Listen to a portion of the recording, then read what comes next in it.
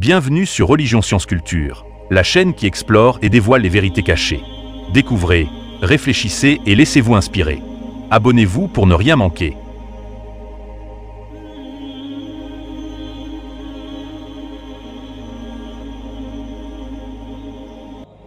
Depuis l'arrivée du prophète Adam sur la Terre, il y a environ 10 000 ans, l'humanité a traversé de nombreuses étapes marquantes qui ont façonné l'histoire et la civilisation. Selon les estimations, près de 80 milliards d'hommes et de femmes ont vécu sur la planète, chaque génération apportant son lot de défis, d'innovations et d'enseignements. Parmi eux, Dieu, dans sa sagesse infinie et sa miséricorde, a envoyé environ 124 000 prophètes à travers les âges et les nations. Ces prophètes, choisis parmi les meilleurs de leur peuple, avaient pour mission de guider les hommes vers le droit chemin, de leur enseigner l'unicité de Dieu, Tawhid, de les mettre en garde contre les pièges de l'égarement et de leur rappeler les immenses bénédictions et la miséricorde infinie du Créateur. Malheureusement, malgré leur mission noble et sacrée, beaucoup de prophètes ont dû faire face à de terribles épreuves. Le rejet, la persécution et dans de nombreux cas, la mort furent le sort réservé à ces messagers. Cette hostilité était souvent motivée par l'arrogance, l'aveuglement et une résistance farouche à la vérité divine. Allah rappelle cette réalité dans le Coran, notamment dans la sourate 2 Al-Baqarah, verset 87. Chaque fois qu'un messager vous apportait des choses contraires à vos désirs, vous vous enfliez d'orgueil. Vous traitiez certains de menteurs et vous en tuiez d'autres. Cette résistance à la vérité divine se retrouve dans de nombreux récits prophétiques. Parmi eux, certains sont particulièrement marquants, comme ceux de Yahya, Jean-Baptiste, et de son père Zacharia, Zacharie. Ces deux prophètes ont été persécutés et tués pour avoir accompli leur mission prophétique. Yahya, en particulier, paya de sa vie le courage de dénoncer une relation illicite impliquant un roi injuste, souvent identifié comme Hérode. Zacharia, quant à lui, subit une fin tragique, avec une tradition qui raconte que ses ennemis le retrouvèrent caché dans un arbre qu'ils scièrent pour l'atteindre. D'autres prophètes des Banu Israël, les enfants d'Israël, ont connu des sorts similaires. Par exemple, Isaïe, selon certaines traditions, fut tué pour avoir prêché la vérité. Ces événements rappellent la difficulté à faire triompher la vérité dans un monde gouverné par des désirs et des habitudes opposées à la soumission à Dieu. Ces messagers divins, porteurs de messages adaptés à leur époque et à leur peuple, se sont efforcés d'instaurer la justice, la paix et l'harmonie au sein des sociétés humaines. Ils ont transmis des enseignements spirituels profonds, appelant les hommes à cultiver la piété, la patience et la gratitude envers Allah.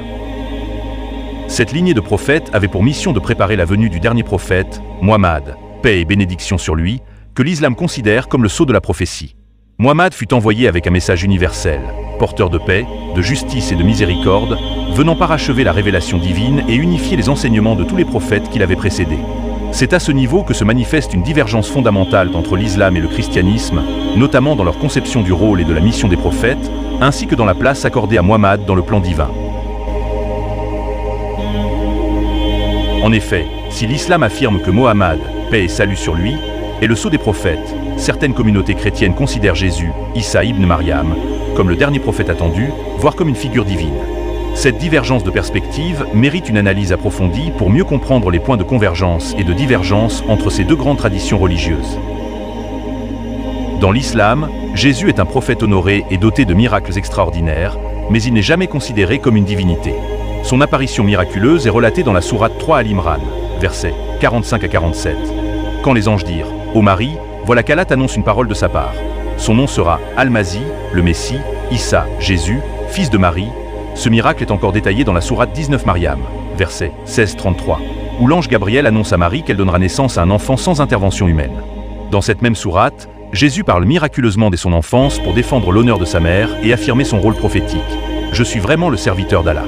Il m'a donné le livre et m'a désigné prophète. » Tout au long de sa mission, Jésus accomplit de nombreux miracles, mais toujours avec la permission d'Allah. La sourate 5 Al-Maïda, verset 110, souligne ses interventions divines. Quand tu guérissais l'aveugle-né et le lépreux, par ma permission, et quand tu faisais revivre les morts, par ma permission.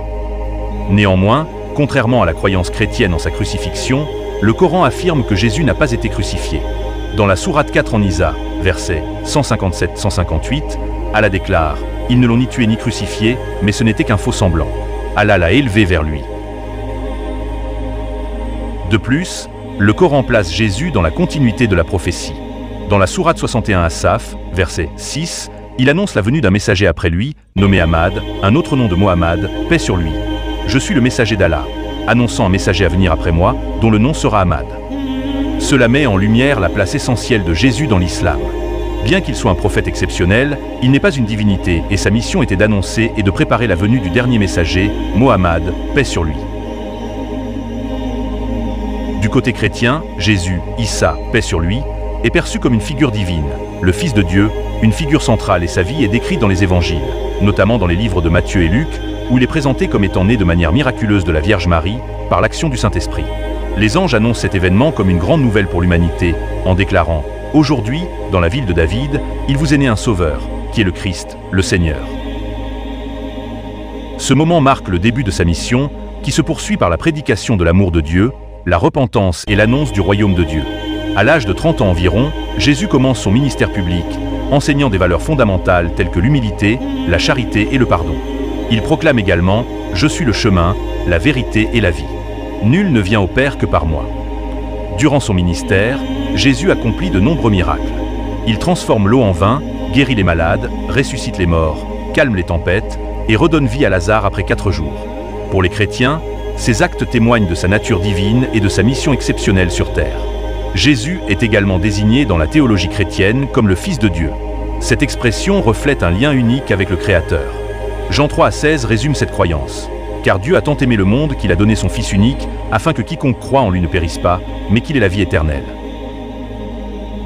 Enfin, la mission de Jésus culmine par sa crucifixion, un acte de sacrifice ultime pour réconcilier l'humanité avec Dieu. Les chrétiens croient qu'après sa mort, Jésus ressuscite 3 jours plus tard. Et cette résurrection est un événement central de leur foi.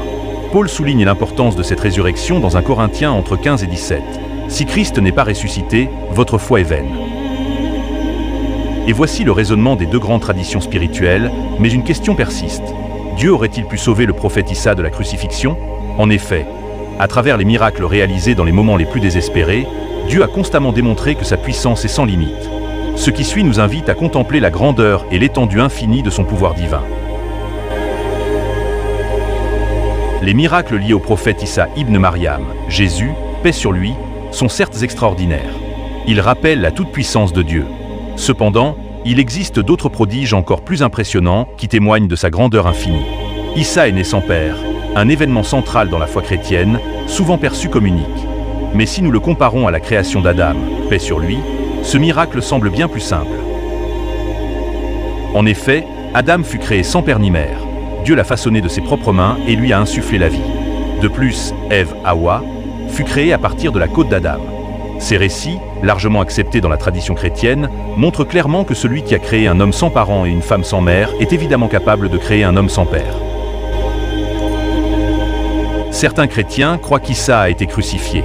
Pourtant, si nous nous référons à l'histoire du prophète Ibrahim, Abraham, paix sur lui, et de son fils Ismaël, Ismaïl, paix sur lui, un autre miracle spectaculaire se manifeste. Dieu avait ordonné à Ibrahim de sacrifier son fils. Obéissant à cet ordre divin, Ibrahim plaça le couteau sur la gorge d'Ismaël, pensant accomplir ce qui lui avait été commandé. Il pleura, croyant l'avoir égorgé. Mais au dernier moment, Dieu remplaça Ismaël par un bélier, sauvant ainsi le jeune prophète. Ce miracle se produisit en une fraction de seconde, alors même que tout semblait irréversible. Si Dieu a pu accomplir un tel prodige pour Ismaël, pourquoi serait-il difficile d'imaginer qu'il ait sauvé Issa d'une mort sur la croix en l'élevant au ciel? Approfondissons davantage. Le prophète Younous, Jonas, paix et salut sur lui, a été avalé par un énorme poisson et est resté dans son ventre plusieurs jours. Il a supplié Dieu avec sincérité et Dieu l'a sauvé miraculeusement, le ramenant à la surface sain et sauf. Dans les traditions bibliques, Élie et Enoch ont été élevés vivants au ciel sans subir la mort terrestre. Genèse 5 à 24. Cela montre que Dieu a déjà démontré sa capacité à retirer ses prophètes de ce monde sans qu'ils subissent la mort ordinaire. Ces miracles nous rappellent une vérité fondamentale. La puissance d'Allah est infinie et sans limite. Celui qui a créé Adam sans parents, façonné Ève à partir d'un homme, sauvé Ismaël au moment du désespoir, ouvert la mer pour Moïse et les enfants d'Israël, fait parler le feu sans qu'il brûle Abraham, préservé Younous dans les entrailles de la baleine, élevé Élie et Enoch au ciel sans qu'ils subissent la mort terrestre, est capable d'accomplir tout ce qu'il veut. Chaque miracle témoigne de la grandeur infinie d'Allah, qui transcende les lois de la nature pour manifester sa volonté et sa puissance absolue. Ces récits divins ne sont pas seulement des leçons de foi, mais des rappels puissants que rien ne dépasse le pouvoir d'Allah. En explorant ces vérités, ouvrons nos cœurs et nos esprits pour mieux comprendre la grandeur de ses miracles et la profondeur de sa sagesse.